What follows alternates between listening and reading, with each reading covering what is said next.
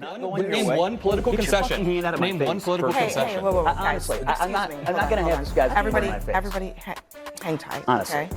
Okay. No. Obviously, right? Y'all go back, look back at it, see where his hand was, see where his face was. This is all performative, obviously, right? This is a weird move to do.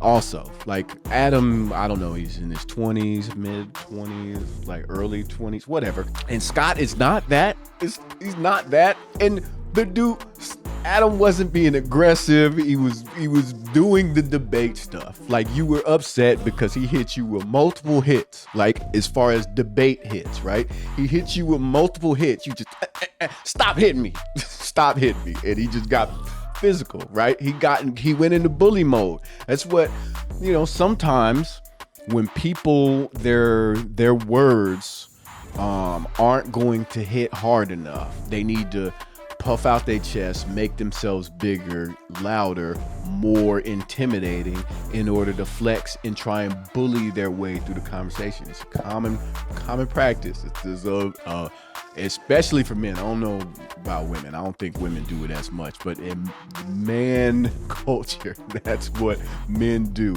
If you wrong and people are showing you you're wrong and or showing you you're not calling you stupid, not calling you stupid or anything like that, but making you feel like, they're talking down to you, like they're making you out to be stupid, then, if you can't win the battle of the minds, if you can't win the battle of wits, the battle of intellect, then yeah, you might have to put hands on somebody. Men are so fucking Neanderthal. Like, that's where things can go, especially when, especially in, you wouldn't think that it would happen on CNN or something like that.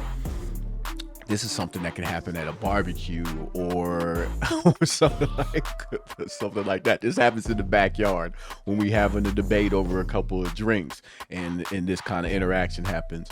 Not on a panel with professional debaters.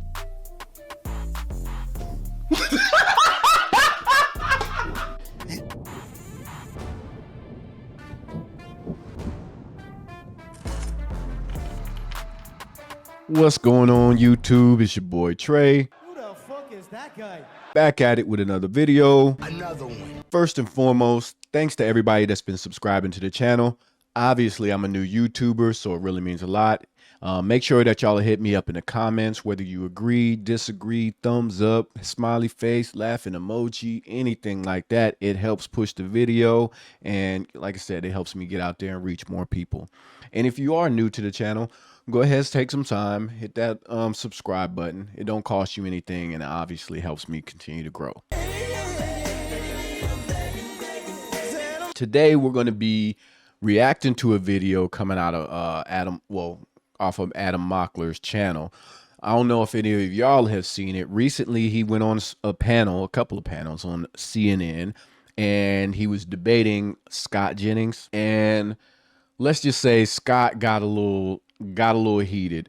And I'm not gonna lie, like, the whole debate culture in itself, is not something that I was a part of or anything like that. But I do, I watch the panels and stuff like that and watch everybody go back and forth. So some people may think Adam comes off over the top, right? But some people also would say the same thing about Scott, right? Scott is rage baiting. Like, he just said shit that I know there's no way in hell he believes. He'll contradict things that he said in the past in public in order to just take the opposite side and support the current administration and all that stuff. All of these people, like, I could go down a laundry list of different names of people. You would say some of them you would like, some of them you dislike, whatever. So I enjoy watching Adam McClure do smart. He comes with the facts, and a lot of times I haven't seen people be able to counter a lot of the points that he brings up. In this moment, I think Scott had it out for him the entire panel. We'll just say that. He was trying to throw some jabs at him the whole time. I don't know if Scott was just determined that this was going to be the ultimate end stake of this panel. But anyway, without further ado, we'll let Adam explain it for himself. It's about to go down. All right, we have a very serious conversation to have. There is currently a concerted effort among war-loving, neoconservative Trump sycophants, both in the administration and in the media, to silence our ability to call out Donald Trump's failing war with Iran. I am not making this up. Even Donald Trump's FCC chair, Brendan Carr, responded to a video on Twitter of me debating Scott Jennings. In this video, I am trying to hold Scott Jennings to account on Trump's failing Iran war. This is not the first war that Scott Jennings has had to defend from a Republican administration who is putting us into debt and sending more troops into the Middle East, and it probably won't be the last war that Scott Jennings has to defend from a failing Republican administration. So I'm sorry that I went on air and I tried to actually hold somebody to account when they've repeatedly refused to answer any questions about this. Well, Scott Jennings snapped in my face. I'll play the clip in just one moment, but this clip went incredibly viral. And Donald Trump's own FCC chair, Brendan Carr, responds and says, FCC rules don't prohibit profanity on cable. Then he responds even further after an account called SA Trump Dog asks him, what are the rules on smacking someone on cable? Yes, our FCC chair Brendan Carr then responds, also not prohibited. And someone then said, So, and you know, the FCC chair and or Scott, right? Like people, like in this moment, Scott talks pretty tough. Brendan Carr, like, is obviously, you know, being funny and all this different stuff. And a lot of these people, right, they talk like, hey, like if y'all want it, y'all can get these hands. That's pretty much what they making it out to be, right? Look, I think give them the hands, man. Yeah, they squabbling out here now. Yeah. I think, you know, it might be a show. Everybody, you know, like the conservative folks and all that stuff. I think a lot of people, right, are fans of, for instance, mixed martial arts and boxing and all this different stuff. So what if on these debate panels, right, if somebody was really feeling strongly about what they had to say and feeling froggy, as Scott did or whatever, they just had off camera, they had like a ring or maybe some gloves or something like that. And hey, man, hey, you know what? You said enough. You said enough. It's time. Hey, we going to get the gloves. Get the gloves on. We'll handle this. 1 minute rounds, whatever the case may be, and you put the pause on somebody.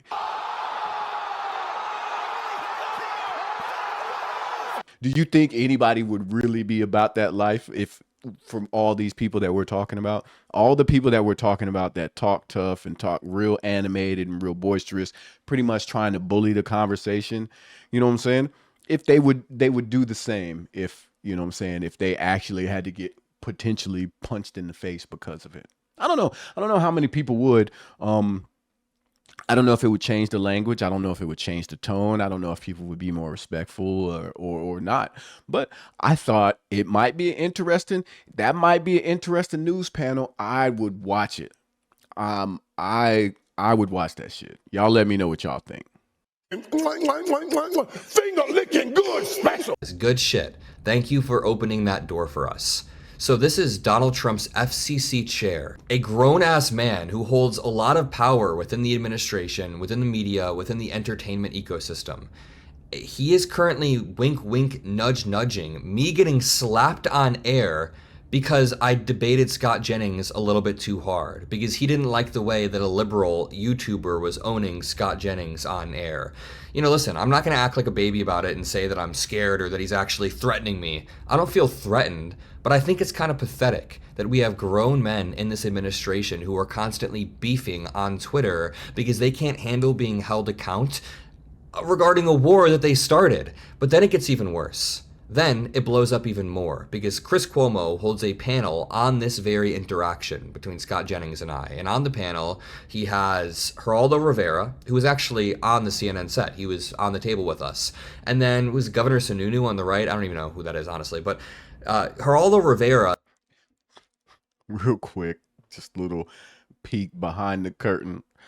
I'm not going to tell y'all how old I am, but I'm old enough that I watched Geraldo when he was daytime TV, when he had his show. Damn! I would have never thought that this is what he would turn into, right? But there's a lot of people I could say, like, hindsight, right? I didn't know that they were going to turn into the people that they are now. But yeah, Geraldo it's surprising. It's surprising the guy that he is. And yeah, we'll just leave it there.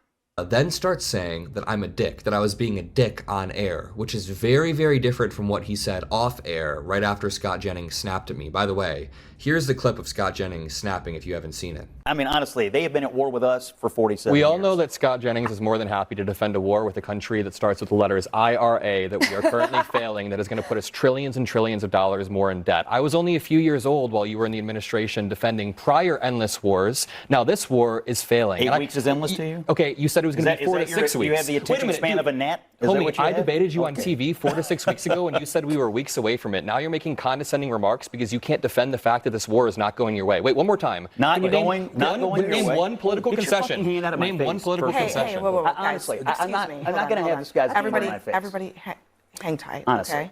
Okay. No. Obviously, right?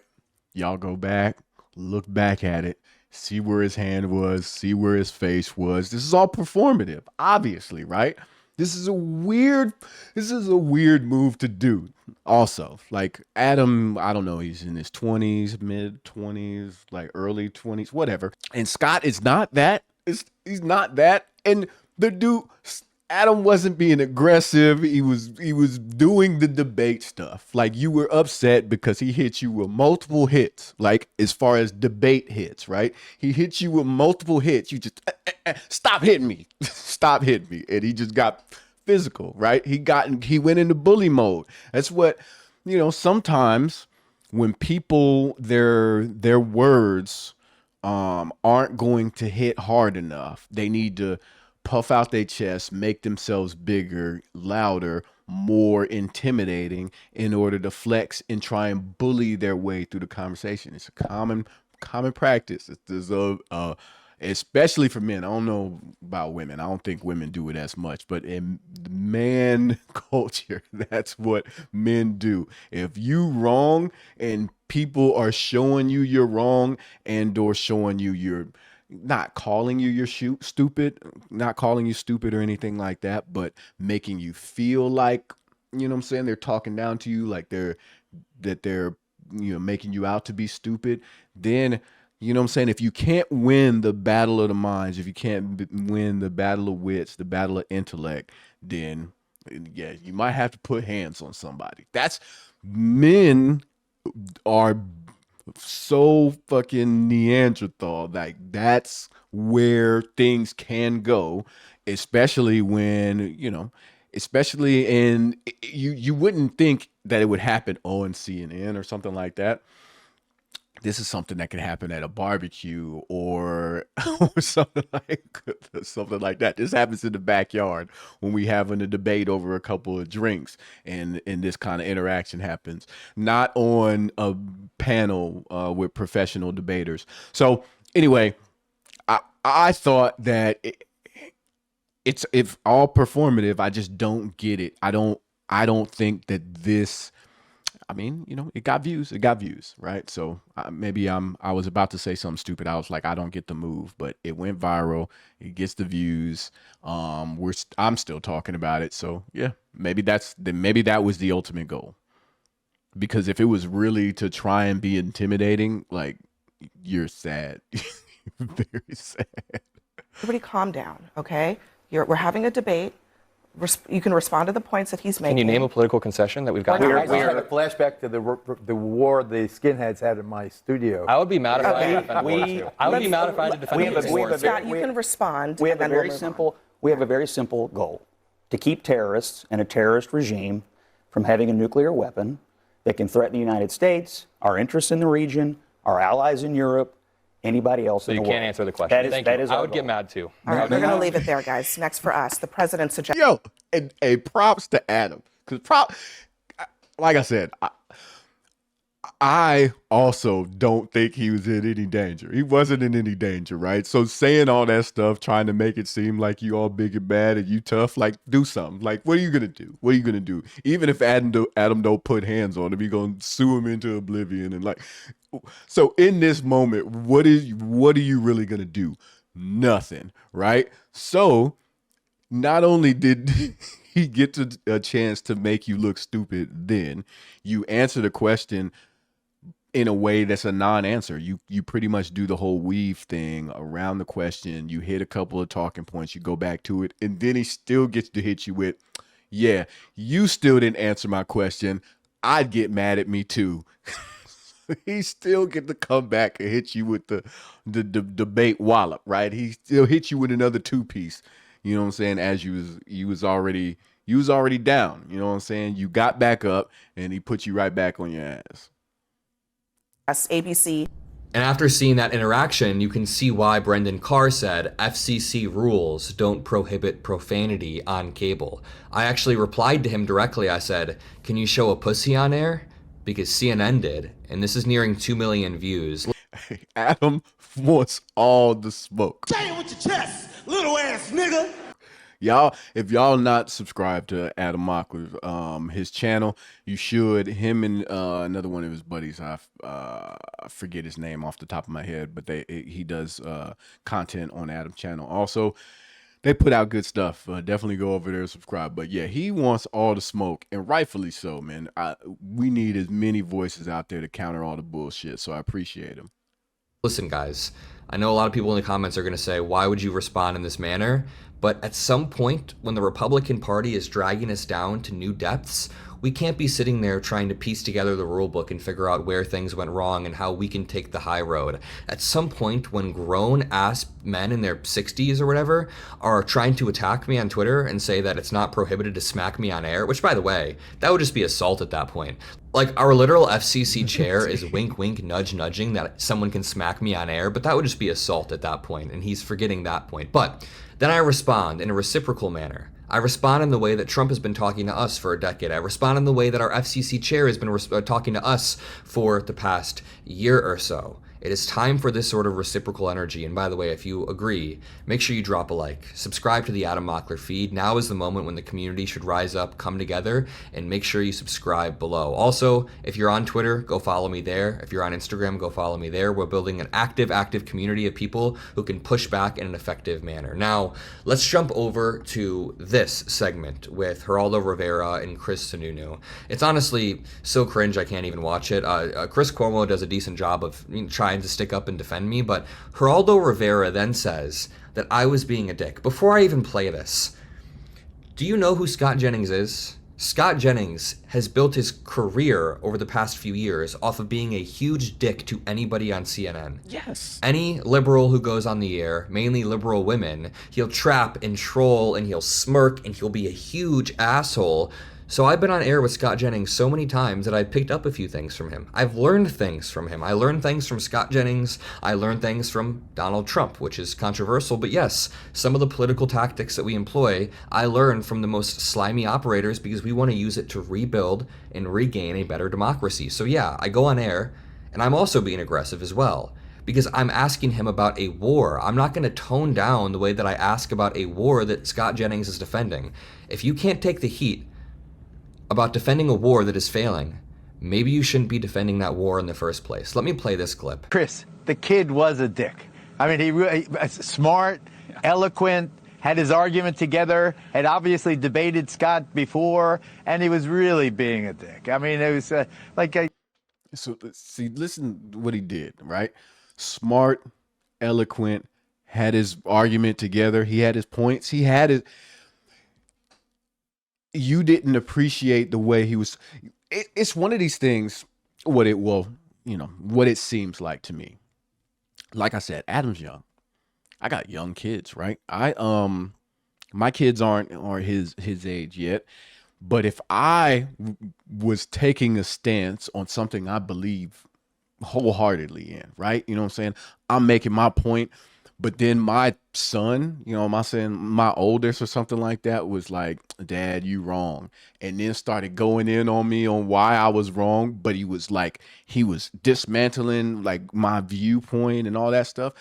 Like, I'd be pissed off about it too. I don't know if I call him a dick or whatever the case may be, but it would bring up some type of emotional response out of me. You know what I'm saying? I'm a grown ass man and this child is speaking to me this way. Oh, you motherfuckers. Okay. All right.